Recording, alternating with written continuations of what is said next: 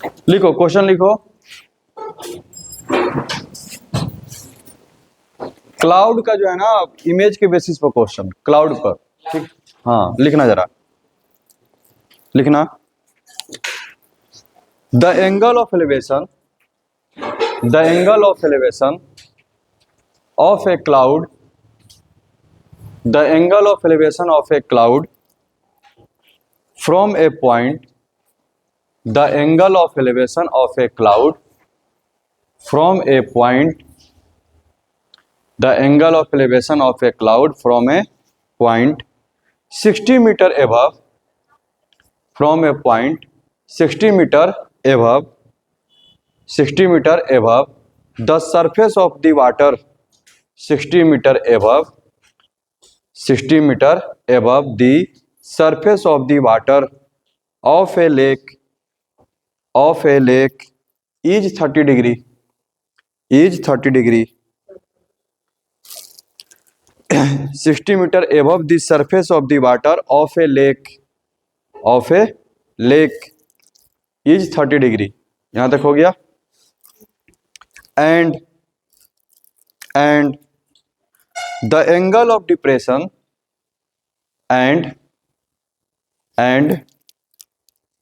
the angle of depression of its shadow, and the angle of depression of its shadow in water of the lake, and the angle of depression of its shadow in the water of the lake is 60 degree, is 60 degree, is 60 degree। हो गया यहाँ तक, full stop.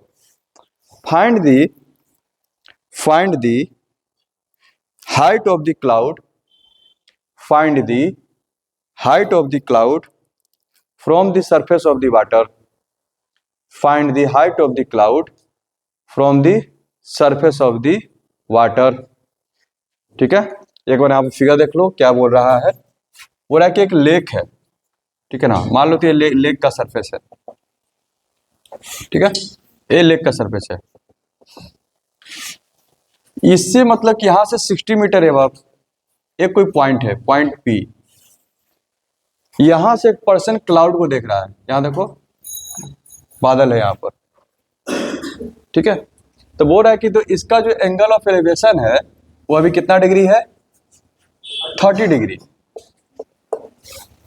बस समझना, इसका angle of elevation कितना है, 30 degree. लेकिन इसी का इमेज जो बन रहा है पानी में, ठीक है, तो इमेज जब बनेगा तो क्या होगा, जितना ये वाला हाइट रहेगा उतना ही ये रहेगा, ठीक है, कोई दिक्कत। और यहां से जब इसको देख रहा है तो एंगल ऑफ डिप्रेशन जो बन रहा है 60 डिग्री है, कोई दिक्कत। तो बोला है कि क्लाउड का हाइट बताओ, ठीक है, from the surface of the water, यानी कि ये तुमको एच पूछ रहा है, मान लो तो इसको कैपिटल एच मान लो, ठीक है। तो ये कैपिटल एच है तो ये भी कितना हो जाएगा, कैपिटल एच हो जाएगा। तुम्हारे पास दो ट्रायंगल बन रहा है, एक ये वाला ट्रायंगल है, एक ये वाला ट्रायंगल है, दोनों में ये चीज कॉमन है, इसको एक्स मान लो। काम करो, अब एच का वैल्यू निकालो, निकल जाएगा ना। बनाओ इसको, थोड़ा अगर ध्यान से देखोगे, अगर ये 60 है तो ये 60 यहां पर आ जाएगा है? अगर इस ट्रायंगल का बात करते हैं तो इसका ये पूरा लेंथ कितना हो जाएगा, यहां से लेके यहां तक h प्लस 60 हो जाएगा। और इस ट्रायंगल का बात करेंगे तो कितना हो जाएगा, ये h माइनस 60, h माइनस 60 ना। नाम दे दो सबको, ए बी, यहां पे दे दो सी। अब काम कर लो इसमें, in triangle P A B, in triangle P A B tan 30 equals to कितना हो जाएगा, A B upon P B. tan 30 का वैल्यू 1/√3, ए बी का वैल्यू कितना है, ए बी तुम्हारा है h माइनस 60, ठीक है, डिवाइडेड बाई क्या हो जाएगा x, यानी कि यहां से x का वैल्यू तो डायरेक्ट मिल गया, x equal to √3 into first equation. फिर से आ जाओ इन ट्रायंगल PBC में, एंड इन ट्रायंगल PBC क्या होगा, tan 60 degree, tan 60 degree equal to क्या लिखोगे, BC अपॉन PB। tan 60 का वैल्यू कितना, √3, BC का वैल्यू कितना है H प्लस, और इसका वैल्यू कितना है x। ठीक है, तो क्या आ गया, √3x equal to H plus 60। हमको x का वैल्यू रखना है, तो x का वैल्यू यहां से रख दो। x का वैल्यू कितना आया है, √3 into H minus equal to H plus 60। तो √3 इंटू √3 कितना, 3H, 3 इंटू H माइनस 60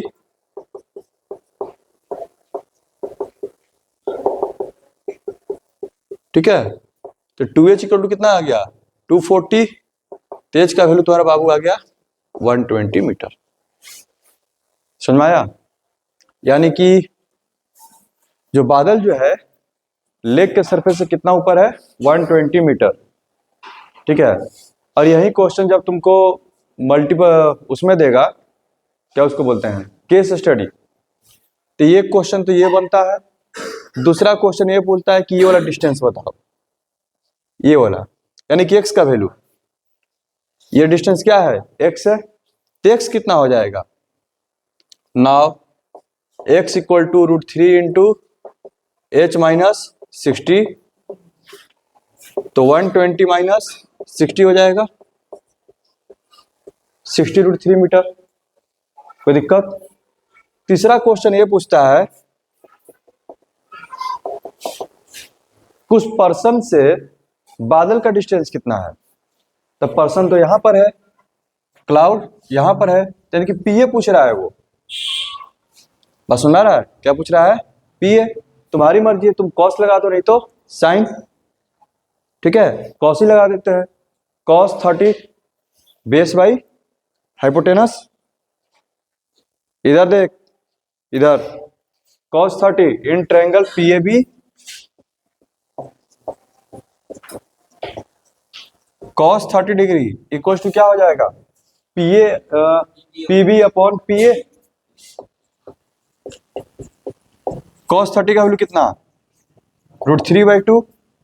अब PB का वैल्यू कितना है, x, और x हम लोग निकाल चुके हैं, कितना, 60 √3 डिवाइडेड बाई PA हमको निकालना है।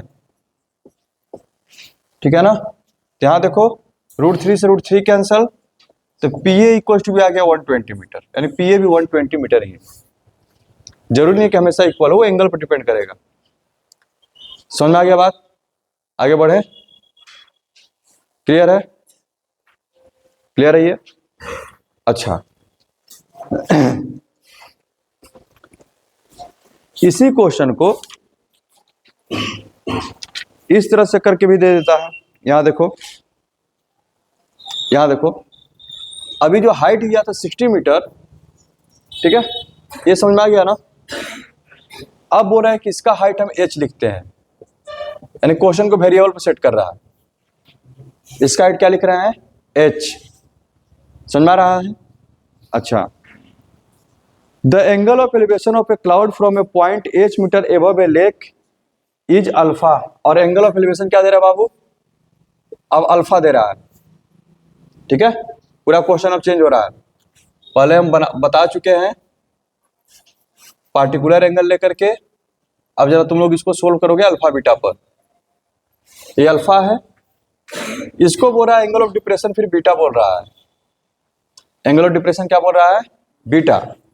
क्लियर है, सुनना रहा है, ठीक। Prove that the height of cloud from the surface of the lake. यहां देखो, क्लाउड का हाइट पूछा है, इसको तुम कैपिटल H मान लो, इस बार क्या मान लो, कैपिटल H। और ये तो तुम्हारे एक्स का काम करेगा ही, एक्स का ही वैल्यू रखना है, ठीक है। और इस पर प्रूफ करना है capital H equals to H into tan beta plus tan alpha divided by tan beta minus tan alpha. बस ये प्रूफ करना है। यानी कि इस पर जो यहाँ पर 60 मीटर दिया था, इस पर 60 मीटर को क्या कर दिया उसने, H लिख दिया। तब यहाँ पर काम कर लो, ये H है, थोड़ा सा हिंट हम दे ही देते हैं। तो नीचे भी टोटल H होगा, यहाँ पर लेख है। इस बड़े वाले ट्रायंगल में ये जो लेंथ होगा कितना हो जाएगा, H प्लस H हो जाएगा। इस छोटे वाले ट्रायंगल में ये लेंथ कितना हो जाएगा, H माइनस H। तो तुमको कैपिटल H का वैल्यू निकाल देना, ठीक है। जैसे जैसे उसमें काम कर रहे थे वैसे ही काम करो, एक्स का वैल्यू निकाल के दूसरे में रख दो। यहां देखना, इन ट्रायंगल PAB क्या हो जाएगा, tan अल्फा इक्वल टू क्या हो जाएगा, AB अपॉन PB, ठीक। यहां देखना, तो tan alpha equal to AB का वैल्यू कितना है, यहां B रहेगा, ठीक है। H माइनस x हो जाएगा, तो x इक्वल टू क्या हो जाएगा, यही ना होगा, कोई दिक्कत। उसी तरह से दूसरे ट्रायंगल में चले जाओ। In triangle PBC tan beta equals to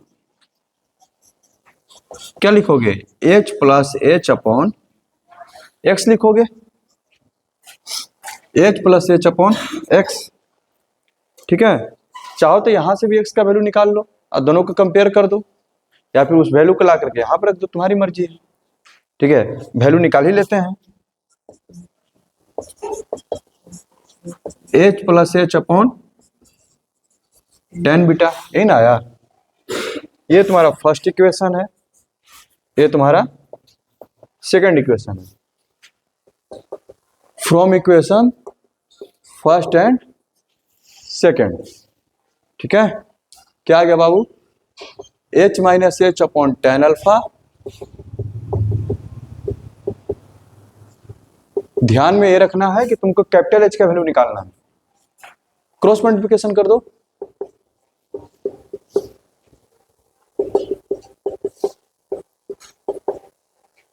समझ में आ रहा है सब, ये सब PYQ में पूछा हुआ है इसलिए करवा रहे हैं, ठीक है। यहां देखना, H tan beta minus H tan beta equals to H tan alpha plus small h tan alpha. किसका वैल्यू निकालना है, कैपिटल H का। कैपिटल H को एक तरफ लेकर के आ जाओ, H tan बीटा यहां पर है, H tan अल्फा यहां पर है।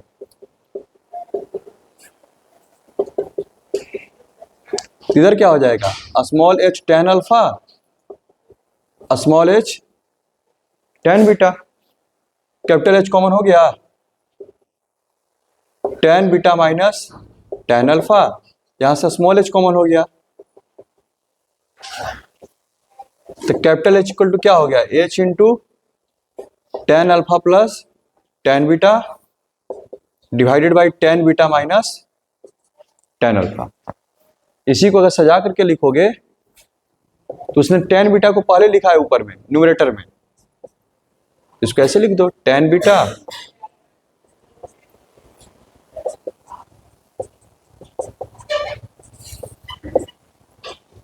कोई दिक्कत, समझ में आया, ये समझ में आया, आगे बढ़ा जाए।